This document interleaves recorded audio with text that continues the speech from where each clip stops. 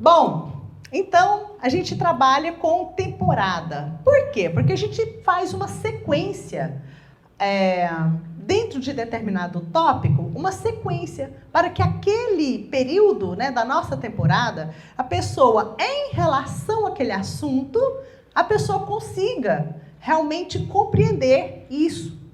A nossa proposta, que é a proposta das constelações familiares, é nos ajudar a tomar uma determinada postura que nos leva a outros efeitos, a efeitos melhores, para que possamos ter melhores relacionamentos de casal, melhores relacionamentos com os nossos filhos, com os nossos pais, com as pessoas em geral, nos ajudar a ter alegria na nossa profissão, a ter melhor rentabilidade, ajudar a gente prosperar, enfim, em todas as áreas. E na nossa temporada agora, que é a temporada A Cura, nós vamos trabalhar... Oi, seja bem-vinda. Seja bem-vinda também. Nós vamos trabalhar os vários aspectos da nossa saúde, que é também a saúde do nosso corpo, das nossas emoções, né? Mas também dos nossos relacionamentos, porque saúde não é só a ausência de doença.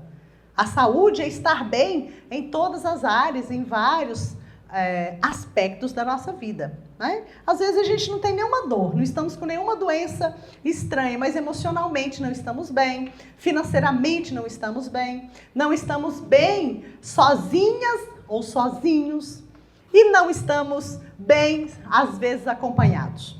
Bom, e a gente vai ler, apesar de que slide não é bom ter muita escrita, mas eu jamais conseguiria falar tão bem quanto Bert Hellinger. Então, algumas coisas eu achei tão importantes que eu coloquei realmente para serem lidas. Sejam bem-vindos também.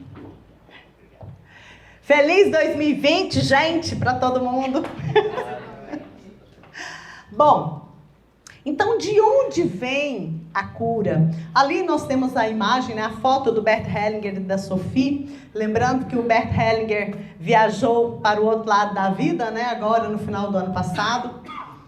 Mas o que ele deixou para o nosso planeta é transformador, né? Eu conheço várias abordagens, dou curso de várias abordagens terapêuticas e percebo, dentro de tudo aquilo que eu conheço, eu percebo, e depois que eu conheci as constelações, que muitas e muitas questões a gente não consegue resolver a não ser com isso, a não ser com esse método, né? A não ser com essa mudança de postura. E nós já tivemos, assim como muitos outros consteladores, oportunidade de trabalhar constelação com enfermidades graves, como câncer, por exemplo, e esse câncer desaparecer, né? Então, realmente é um método que transforma o DNA, que transforma o nosso corpo físico também. Bom, de onde vem a cura? Eu coloquei ali a imagem do livro porque é uma espécie de resumo. Eu estudei esse livro e fiz um e-book dele. Então, essa nossa temporada tem como base esse livro, né? E Bert diz o seguinte: de onde vem a cura? O que levou a ela? Ela está no corpo, na alma, no espírito? De onde vem o necessário para a cura? A doença e a cura vêm no final do espírito. Isso é interessante, porque muitas vezes a gente pensa ou fala que a cura pode vir do espírito, da movimentação e manifestação da nossa essência, mas Bert Hellinger diz também que não é só a cura que vem do espírito, a doença também. E quando a gente diz espírito, vocês vão ver mais para frente, que não é hoje, mas é na sequência da temporada, quando Bert fala sobre o espírito criativo e a consciência espiritual. E vocês estão em outras, vocês vão ter que vir mais vezes, né? E nós assistir também, porque é uma sequência. Para a gente compreender o que ele realmente quis dizer com espírito, que adoece, e espírito que cura, sendo nós mesmos.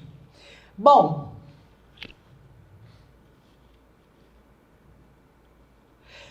Então, para isso, vamos compreender o que somos. Nós somos corpo, a alma e o espírito. E sobre o corpo, Bert diz o seguinte: o corpo é para onde olhamos primeiro quando precisamos de cura, porque algo dói. É para o corpo, acima de tudo, que esperamos por alívio. É a partir dele que observamos que algo em nós não está em equilíbrio.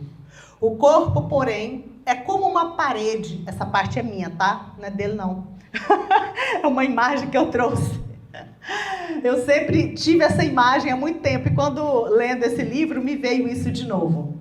O corpo, porém, é como uma parede onde se reflete a luz ou a sombra que vem a partir de uma lâmpada límpida ou com manchas escuras.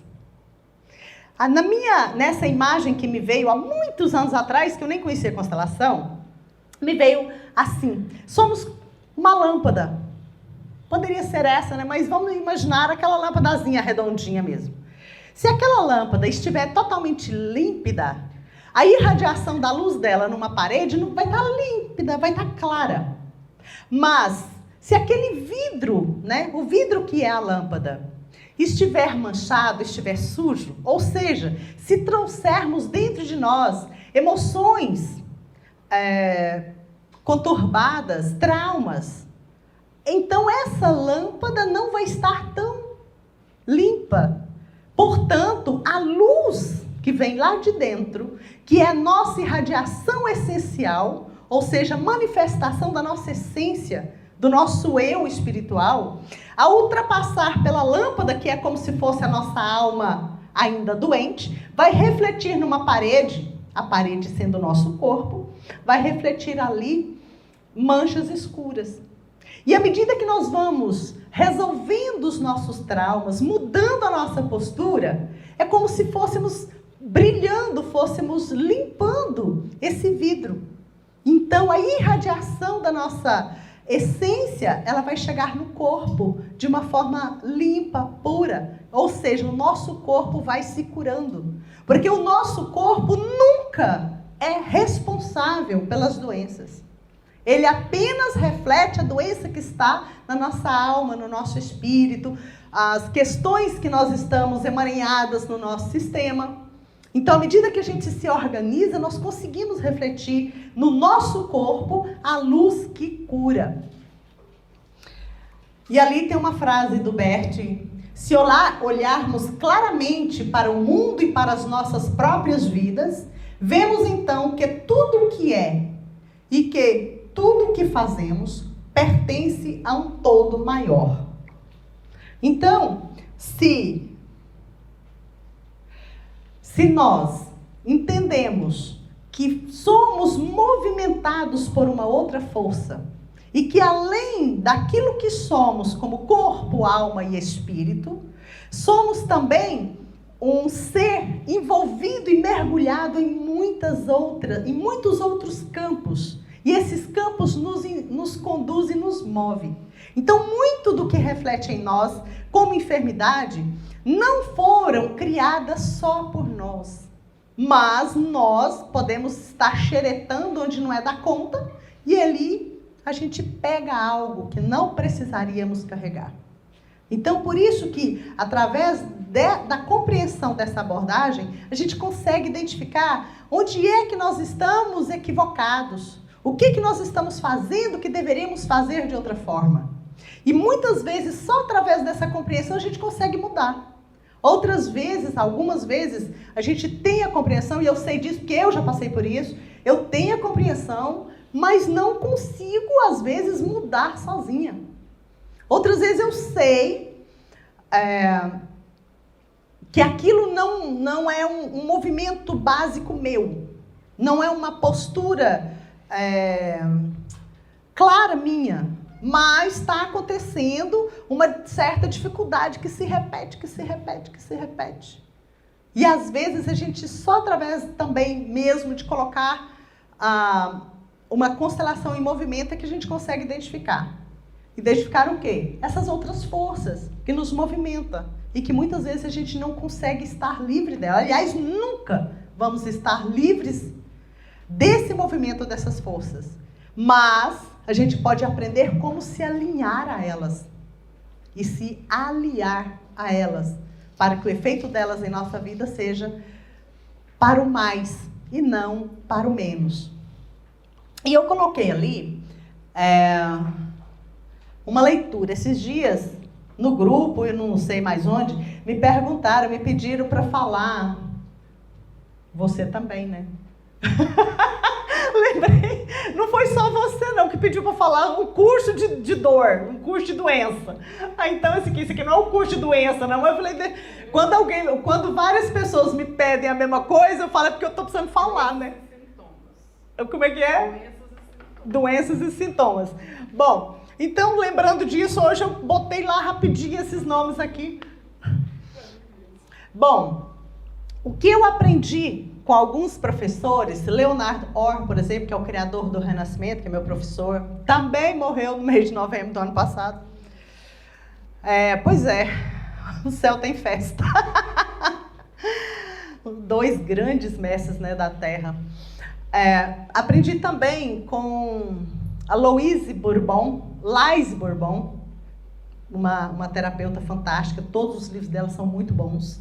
E aprendi também com a minha experiência, atendendo pessoas e anotando sintomas. Então eu compreendi muitas coisas, inclusive que quando nós sentimos determinadas dores, problemas, doenças, em determinados locais do nosso corpo, eles estão falando de alguma postura, alguns sintomas, ou na maioria das vezes, algumas emoções que nós precisamos liberar de uma forma ou de outra. Bom, então, como aqui nós colocamos só os detalhes, né, como se fosse a radiação da parede, né, a dor na cabeça, fala do quê? Então, a gente vai falar um pouco sobre cada local, tá? Para que talvez, tanto vocês das redes sociais quanto vocês aqui, possam começar a identificar alguma coisa que você precisa, tá? Como isso aqui vai ficar no Instagram, não vou ficar repetindo muito, porque depois vocês podem ir lá e assistir de novo, né? E no Facebook também, Constelação Familiar Renascer Saúde. Bom, a cabeça. A dor no topo da cabeça tem 2 possibilidades. Uma é a autoestima baixa em relação ao nosso feminino, ou, às vezes, se for o homem, ao masculino. E isso acontece muito mais conosco do que com os homens, né?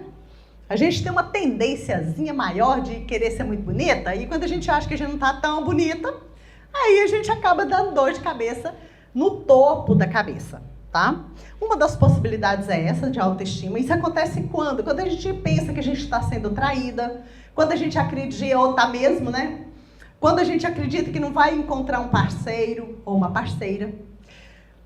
Ou essa dor também pode estar dizendo que tem próximo de você uma pessoa que está absorvendo, está ligando, se ligando à sua energia e puxando de você parte da sua energia. Quem fala isso é a doutora Barbara Brennan, no livro Mãos de Luz, essa parte do gancho energético. Então, observe, muitas vezes tem pessoas muito negativas e elas têm o direito de serem negativas. A gente não tem que julgar as pessoas porque elas têm aquele comportamento. Porque cada um realmente faz o melhor que pode. Nós, inclusive, né? Mas, algumas vezes as pessoas absorvem, elas fazem isso, não são nem conscientes. Mas a pessoa puxa a sua energia. E isso dói aqui. Sabe? Se a gente visse energeticamente, nós veríamos um gancho energético, sabe? Absorvendo e puxando isso. A dor na cabeça, mas aqui, no meio da testa, fala que você é mais inteligente do que você está usando agora a sua inteligência. Você tem mais competência de raciocínio, você tem mais habilidade para expressar e para colocar em prática do que você está colocando. Ou seja, quando você está numa função aquém da sua competência. Ou quando você tem muita competência e não está fazendo nada. Então, dói onde? No centro da testa. Aqui, na lateral, quase sempre, quando essa dor vem aqui, ela gera também um mal-estar no seu estômago. Essa dor aqui, tanto do lado direito quanto esquerdo, significa que você está absorvendo energia estranha, energia densa, energia pesada, de onde você está. Pode ser dentro da sua casa, no seu trabalho, ou você absorveu e pegou essa energia ruim, né, energia pesada. Então, para isso aqui, para que você precisa resolver o problema da autoestima, né? Se torne bonito ou bonita do jeito que você acha que precisa ser. Aqui, precisa observar o que você pode fazer, quais são suas competências. Aqui, você, quando sente isso, você pode tomar um banho gelado e fazer vômito, sabe? Mesmo que você não chegue a vomitar, mas se você faz o vômito, passando sua mão assim e procurando jogar isso fora, na hora vai pulsar um pouco mais, mas daí alguns minutos você vai estar bem. Então deixa a água gelada cair no seu corpo, leve um choque térmico. Aqui, na nuca, formigamento, isso pode ser dor, formigamento, peso, tá? É o local do corpo. E não exatamente só se estiver doendo e tal. Então aqui, na sua nuca, fala que você se julga muito. E você se preocupa muito com a opinião dos outros sobre você. Isso é um gasto de energia desnecessário. Porque a opinião das pessoas sobre nós não vai valer nada. Porque cada um nos vê com a lente dos próprios olhos. As pessoas olham para nós, quem gosta de nós não vê nosso defeito, gente. Às vezes está na cara e a pessoa fala, não, aí nos desculpa, entende e tal. E quem não gosta de nós, quem tem inveja, quem está te devendo, vai olhar para você e vai achar você uma megera. Então a opinião das pessoas não vale nada. Não existe crítica construtiva. Se você quer construir algo, olhe para o que tem de melhor nas pessoas. E olhe para o que tem de melhor em você. Porque você só importa com o julgamento dos outros, porque você também se julga. Se você se amasse, fala, sou top das galáxias, o povo fala mal, você fala, não, porque tá com inveja. Às vezes nem é, né? Mas você fica com a autoestima tão alta, né? Que aqui na nuca não vai ter problema nenhum. Garganta. Muitas vezes as pessoas dizem assim, eu tô rouca, ou com dor de garganta, porque eu preciso falar. Às vezes mas na maioria das vezes, principalmente quando você tem dores de garganta e tem problema de digestão, se isso acontece, problema de garganta e indigestão, ao mesmo tempo, ou se tem essas duas dificuldades, é porque você engole sem se expressar. Ou seja, alguém faz, às vezes, no seu trabalho, outras vezes você não suporta a sua mãe, né? Então você engole também. E se você concordasse com a sua mãe, você não estava engolindo, você estava convivendo, concordando. Então, quando a gente se sente agredido ou agredida e não expressa, pelo menos com a frase, isso eu não te permito, ou deixo isso com você, porque você não precisa expressar xingando a pessoa, né? Você pode expressar simplesmente deixando com ela o que é dela.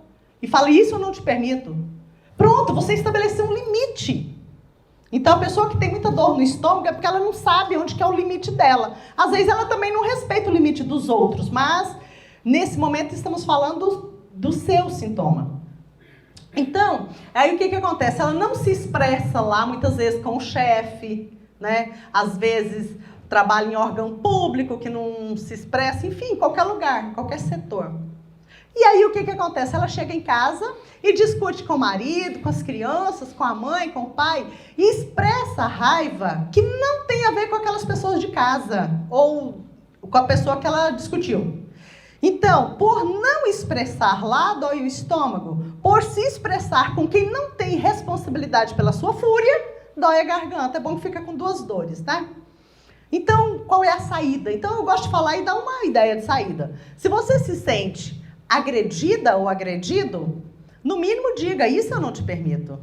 Deixo isso com você, sabe? Isso aí você está deixando, o outro pode fazer o que ele quiser, mas isso não passa para dentro de você.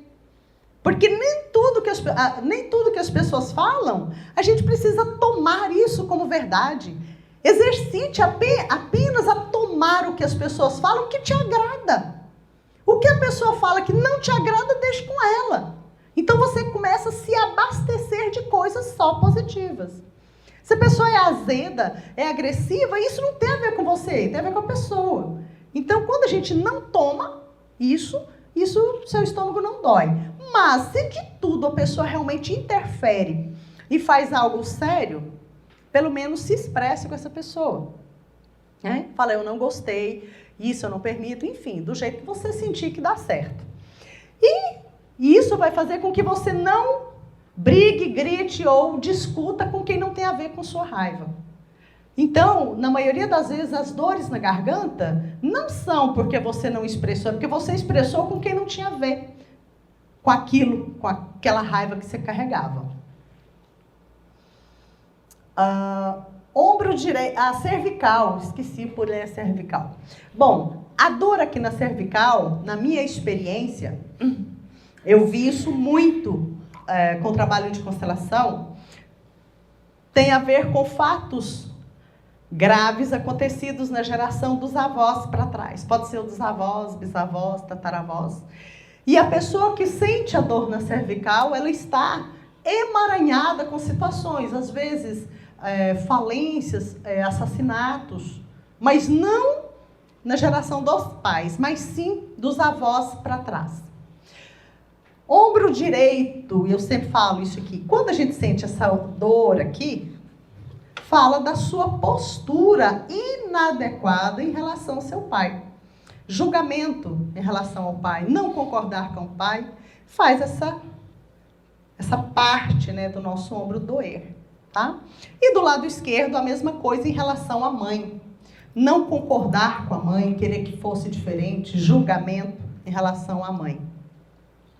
Dor na coluna, em alguma parte da coluna, mais no meio das costas, fala que você acredita que você é o esteio. Gente, tem gente que tem a cara de pau, misturado com a infantilidade e a ignorância, de dizer que nasceu naquela família para ajudar aquela família. Essas pessoas todas têm dor nas costas. Se isso fosse bom, não doía, gente. Mesmo se... Olha, gente, tudo aquilo que é certo é saudável. Tudo que realmente é assim gera bom efeito. Então, se tem gente que acha, olha o cúmulo, a gente fala muito em constelação, a necessidade de nós termos coragem de perder a importância. As pessoas que querem ser muito importantes vivem com dor na coluna. Então, perde a importância e fica com a sua coluna saudável. Aí enche de hérnia. Não, a dor é por causa da hérnia. Gente, mas a hérnia foi por causa de quê? Então, qualquer dor tem um porquê, né? Os pulmões. Então, a não ser que de vez em quando vocês tomem uma chuva, né? E fique resfriado. Mas as questões nos pulmões fala de mágoas e de ressentimentos. Quando a gente está magoado ou magoada naquele período. Isso acontece muito. As mamães e os papais não estão numa boa convivência, as crianças ficam gripadas. Por quê? Porque as crianças tomam o problema dos pais, porque são crianças. E mesmo que os pais não discutam perto dela, aquela mágoa gerada entre os pais, e muito especialmente conosco, mamães, né? As crianças tomam, por isso que elas ficam gripadas, com o peitinho chiando, com problema pulmonar. Então, isso é nosso. Então, na fase adulta também, se eu estou magoada, ressentida, isso vai afetar os meus pulmões. Eu vou estar sempre com falta de ar, meus pulmões vão ficar com algum tipo de problema. Estômago, eu já falei, né, gente? Então, a dor no estômago, seja com a questão da garganta ou não, acontece quando a gente não concorda com a nossa mãe, principalmente com a nossa mãe. Ah, eu tenho refluxo, tá? O que é refluxo? É jogar fora a vida, não é? Porque você se alimenta e joga o alimento fora. O que é alimento? É vida. Então, na maioria das vezes, as pessoas que têm refluxo têm dificuldade de concordar com a mãe. E às vezes, Marta, mas já nasceu assim, tá? Mas que hora que você começou a discordar dela? Isso muitas vezes acontece dentro do ventre. Quando nós estamos dentro do ventre da nossa mãe, que já fez renascimento, sabe disso. A gente está lá desde a concepção, nos primeiros momentos de concepção, e todos os dias que estávamos dentro do ventre dela, a gente tem lembrança de tudo. Então, tudo que acontecia entre mamãe e papai, eu estava lá, elaborando uma ideia. Né? Ah, mas era só um bebê. Sim, mas podia ter elaborado outra coisa. Por exemplo, né, lá dentro, pensado, eu não tenho nada com isso. Eu me lembro, eu fiz uma regressão, um renascimento, certa época, e me vi com 3 meses, né, de gestação no ventre da minha mãe, e mamãe e papai estavam namorando, né? E eu brava, lá de bebezinho, e eu, oi minha linda, obrigada.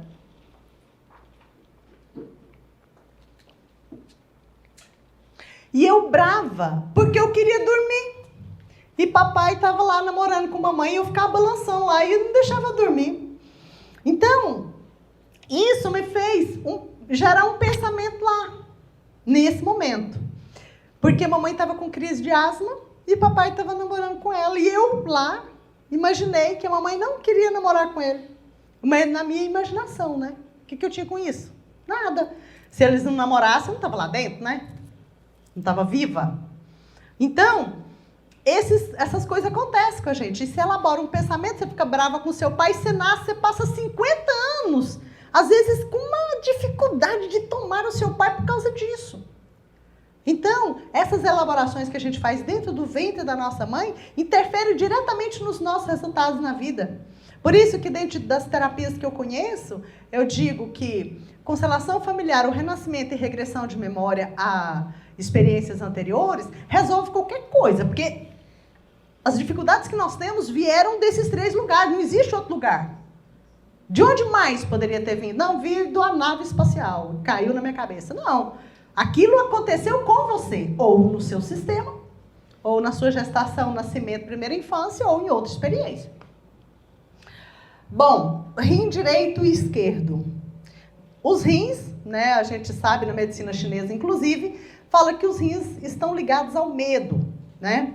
A drenagem, enfim, de medo. Mas eu vi nas constelações, nessas 15 mil horas, que eu acho que já deve ter 16, trabalhando com essa abordagem, eu já percebi que o rim direito, pessoas com problemas no rim direito, tem a ver com questões acontecidas na geração também dos avós para trás, do lado do pai. E problemas no rim esquerdo, a mesma coisa em relação ao sistema da mãe. Útero, seios e próstata. Lógico que o útero e seios na mulher, né? E a próstata no moço. Bom, as questões, pode ser o que for. Nas questões de útero, miomas, cistos e quistos, muitas vezes estão ligados, estão falando de crianças que não nasceram com vida. Tanto daquela mamãe, né, daquela mulher, quanto às vezes crianças que foram abortadas do sistema da mulher. No caso, o sistema da mamãe que está lá com esses quistos, né? E às vezes, Marta, mas eu tenho isso, mas eu não sou mãe ainda, eu nem tive filho. Sim, mas quantas pílulas do dia seguinte você tomou? Todas as pílulas do dia seguinte que a pessoa estava gestante e abortou, é um bebê. Que pode virar um cisto, um quisto, um câncer, uma coisa lá no útero da mamãe. Questões nos seios também fala de autoestima baixa em relação ao feminino. Dificuldades que aquela mulher tem em tomar o seu próprio feminino. E muitas vezes fala de ressentimentos em relação ao masculino. Nós, vocês aqui, eu não, né? Mas as mulheres de outros lugares, as nossas vizinhas, elas têm o hábito de colocar a culpa nos homens, né? Pelos problemas dos seios, tal, das dores, das mágoas, dos ressentimentos. E quando a gente mantém esse padrão, a gente fica preso. A gente não consegue sair disso. E a gente muitas vezes enferma. Às vezes a gente está num casamento, num relacionamento que você não quer mais, aí você se sente presa e não consegue sair daquilo, hoje menos, mas ainda tem. Pessoas que falam, não posso separar agora porque meus filhos estão pequenos. Aí os meninos crescem, casam, falam, não posso separar agora para não dar mau exemplo. Aí depois os meninos já foram embora, falam, não posso separar agora porque está só nós dois. Então a pessoa não sai daquela situação pela ideia, pela vontade, vai viver uma nova vida, porque separar, casar, o povo que não casou pensa que casar é difícil, mas não, separar é mais difícil. A gente pensa para casar, mas para separar, você pensa mais ainda, principalmente quando a gente tem crianças, né? Você tem que preparar para se casar, a gente tem que preparar para separar também, mas se a gente não sair da relação doentia pela vontade própria, muitas vezes a gente sai dentro do caixão. Então a gente tem que ver qual que é melhor para mim. Eu ficar nesse mesmo movimento ou eu tomar uma decisão? Porque se aqui está muito ruim, às vezes aqui está melhor. Se tiver muito pior, tome outra decisão. Vá para outro movimento. Mas a vida é feita de decisões pequenas ou grandes. A gente precisa analisar o que está bom na minha vida e o que está ruim. E o que eu posso fazer em relação a isso? Quando eu me divorciei... Oi, seja bem-vinda. Quando eu me divorciei do pai das minhas crianças, eu tinha 20... Deixa eu ver, eu casei com 19, 20, 21, 22. Acho que eu não tinha 23 anos, eu tinha 22 anos, 2 crianças pequenas, desempregada. Mas eu falei, aqui eu não fico. E aqui no Brasil, eu lembro, eu era jovem, né? Para aquele tempo eu era jovem ainda, mas eu não me achava tão jovem. Eu fiz uma análise, falei assim, qual a minha possibilidade de morrer de fome? Pensei, gente. Eu pensei, gente, mas aqui no Brasil, né? Isso há 35 anos atrás ou mais, eu pensei, aqui no Brasil, eu não lembro de ouvir falar que uma mamãe morreu de fome, né? Com 2 crianças, que o povo morre de comer demais. Então, eu tomei aquela decisão e confiei na vida e aquilo acontece. Se eu estivesse lá, né? Até hoje. Meu Deus. Bom, a próstata, problemas de próstata, fala muitas vezes quando o papai não considera que ele é um pai perfeito. Quando ele acredita que ele errou em relação aos filhos. Então, muitas vezes, ele desenvolve qualquer tipo de problema na próstata. Intestino preso. Eu sei que ninguém aqui tem intestino preso, né? E não vai falar assim, o meu não é preso porque eu como castanha. Então, ele é preso, porque você come castanha, por isso que ele não ficou preso, tá? Então, o intestino, quando ele é normal, natural, você come castanha, você come pedra, né? Você come qualquer coisa, e ele funciona. Porque ele foi feito para funcionar, né? Então... Lógico, se você tem o hábito de comer só coisa muito, que prende muito também, né? Mas o intestino preso fala da dificuldade de liberar as emoções. O intestino fala da linha da vida. Então, ele fala de traumas antigos retidos no seu inconsciente. Tudo isso está no nosso inconsciente, né? E no nosso consciente, muitas vezes só está a dor no corpo. Então, o intestino fala da linha da vida, e eu brinco, falo assim, que as mágoas e ressentimentos recentes ficam nos pulmões. Quando não cabe mais, você empurra para o intestino. E aí vão sendo as antigas, e vão ficando presos. Então, quantas vezes pessoas que têm intestino muito preso, faz uma terapia, às vezes algumas sessões de terapia, o intestino solta. Porque aquilo que estava aprendendo, as emoções, aquelas questões, são resolvidas. E aí você consegue liberar, né? Porque, gente, emoção difícil, quem retém mágoa, retém ressentimento, tá retendo merda mesmo, né, gente? Então, o intestino mostra que isso é ruim, que você precisa liberar isso. E esse jeito de ser. Pressão alta, eu coloquei aqui, apesar de não estar assim, quem tem pressão alta, né, às vezes nem sente a hora que está com a pressão alta. Mas a pressão alta muitas vezes tem a ver, a pressão alta tem a ver com a pessoa se sentir pressionada. E muitas vezes isso aconteceu no momento do nascimento. A gente fica preso lá no ventre da mãe e gera uma pressão, você se sente pressionada. Depois, então, você nasce, cresce e daí um tempo você desenvolve. Ah, Marta, mas eu tenho pressão alta porque é genético. Minha mãe também tem, meu pai, não sei o quê. Mas alguém lá atrás aconteceu algo de muita pressão, que pode ser no nascimento, pode ser em períodos de guerra, onde algum ancestral teve preso, se sentiu pressionado. Então, aquilo que começou desce, né? Isso é científico.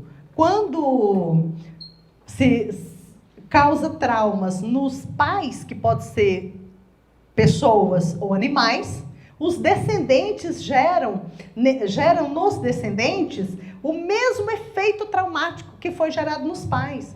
Por isso que, mesmo que seja genético, mesmo que minha mãe, que minha avó teve, mas isso começou em algum momento. E se a gente olha para isso com o desejo de transformar esse sintoma, para que nossos descendentes não precisem ter, a gente encontra isso, né? Eu me lembro há pouco tempo, agora em novembro, acho que fez 1 ano, de alguém que buscou uma constelação porque estava com problema nos seios, né? Com tumores nos seios. Então, a questão estava acho que na tataravó, algo que tinha acontecido lá. E quando isso se mostrou através da constelação e a pessoa fez um movimento aqui na constelação, em menos de um mês, a pessoa, os tumores, o câncer tinha sumido. Então, sempre tem o dono, sabe? Então, se a gente entrega para o dono o que é do dono, você fica livre. E o seu corpo pode se curar. Lombar, essa dor que muitas vezes a gente sente aqui, né? Essa dor fala da dificuldade de receber ajuda. Pessoa que tem dificuldade em pedir. Sabe, tem mulher que carrega mesa, né? Mulher que carrega cadeira, assim, com os homens perto, porque tem hora que não tem homem perto, a gente carrega, né? Arrasta coisas pesadas, porque não tem coragem de pedir, por favor, você poderia fazer isso por mim? Sabe? A superpoderosa. Outras vezes também elas e eles também, né? Isso é mais nós, né? Mas muitas vezes a gente recebe ajuda, mas não valoriza a ajuda recebida.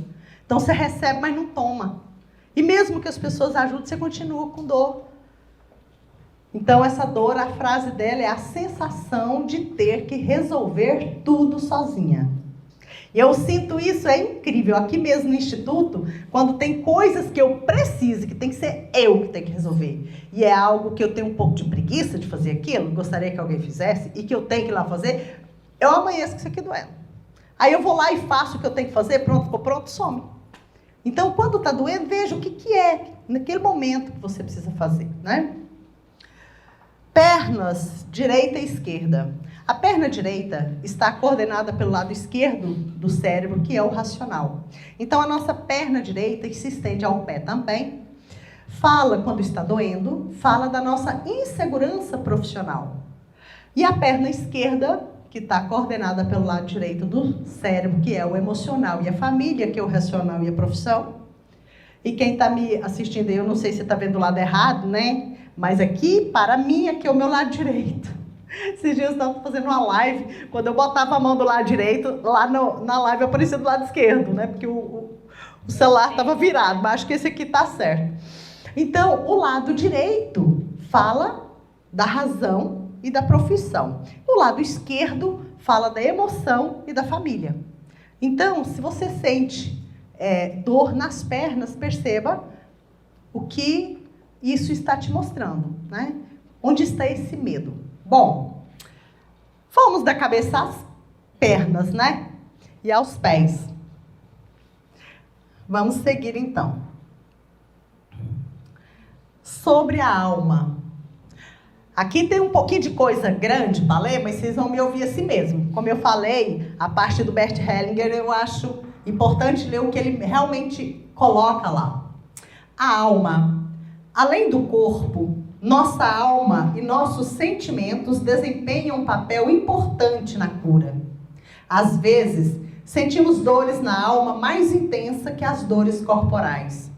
Tais dores advindas de traumas, onde muitas vezes fomos expostos, desprotegidos e sem poder nos afastar daquelas experiências. As dores advindas de separações são armazenadas em nosso corpo e a cada separação no futuro de nossas vidas, sofremos de uma forma profunda, remetidos que somos ao sofrimento primário. O Bert falou só a parte de cima da alma, tá? Essa de baixo foi eu também. Podemos ver a alma como o vidro da lâmpada, que pode estar mais ou menos límpido ou opaco. Bom, a gente percebe que as separações nossas, enquanto crianças, essas separações que tivemos em relação à nossa mãe, gera em nós uma dor realmente profunda. A gente percebe que a maior dor que alguém pode sentir é o afastamento nosso em relação à nossa mãe. Especialmente quando somos crianças, lógico, né? Porque quando a gente afasta e acha ruim depois que a gente é adulto, é porque você tem problema como criança. A pessoa que não tem trauma ou esteve sempre bem na infância, ela não vai ter problemas depois da fase adulta, a menos que ela tenha passado por uma bala perdida no meio de um tiroteio, tenha sido sequestrada, estuprada, tenha acontecido algo muito grave na fase adulta. Caso contrário, todos os nossos sintomas e as dificuldades que nós podemos ter na fase adulta têm a ver com aquilo que aconteceu no nosso sistema ou na nossa fase infantil, desde o ventre até a primeira infância. E a gente percebe que sermos afastados das nossas mães é a dor que mais nos incomoda e que nos gera tantos efeitos que a gente realmente precisa resolver lá com a nossa mãe. Então, Bert diz que as dores que nós trazemos na nossa alma, muitas vezes realmente são mais dolorosas do que as dores que estão no nosso corpo. Apesar de que a gente sabe que se a gente não resolve isso, essa dor da alma vai chegar um momento em que ela vai estar também no nosso corpo. O espírito. O espírito. Deixa eu só olhar uma coisa ali. Ali eu botei a imagenzinha da lâmpada. Eu estava olhando se eu tinha colocado frases do Hellinger lá. Ali, junto daquela imagem do Einstein, né? Está escrito: criatividade é a inteligência se divertindo. O espírito. O espírito, como conseguimos a força e compreensão para seguir o caminho da cura?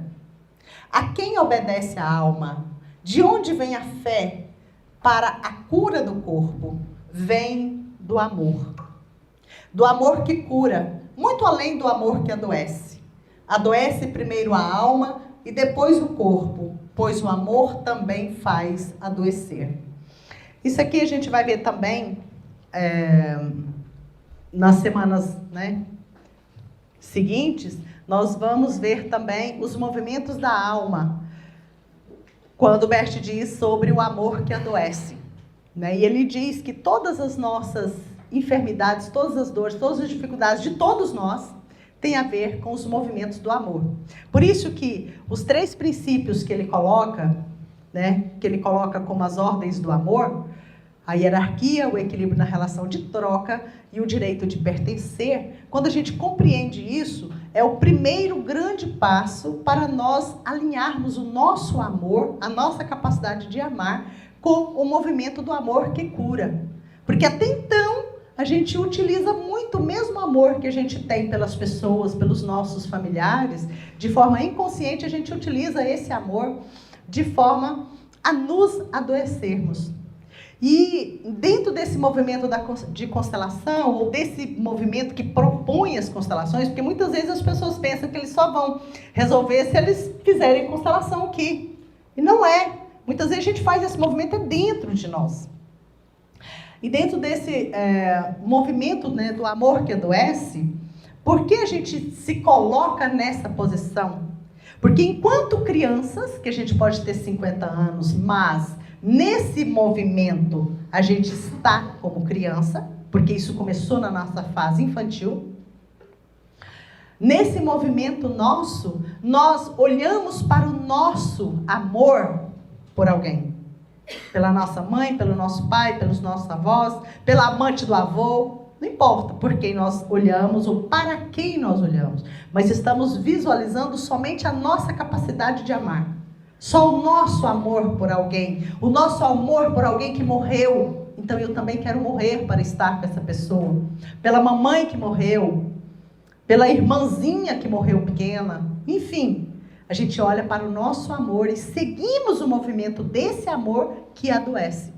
E dentro desse movimento das constelações, a gente ajuda essa pessoa a olhar para o amor do outro, da mamãe que morreu cedo, da avó que morreu, da irmãzinha que morreu. Será que a pessoa que você ama, ela quer que você adoeça por amor a ela?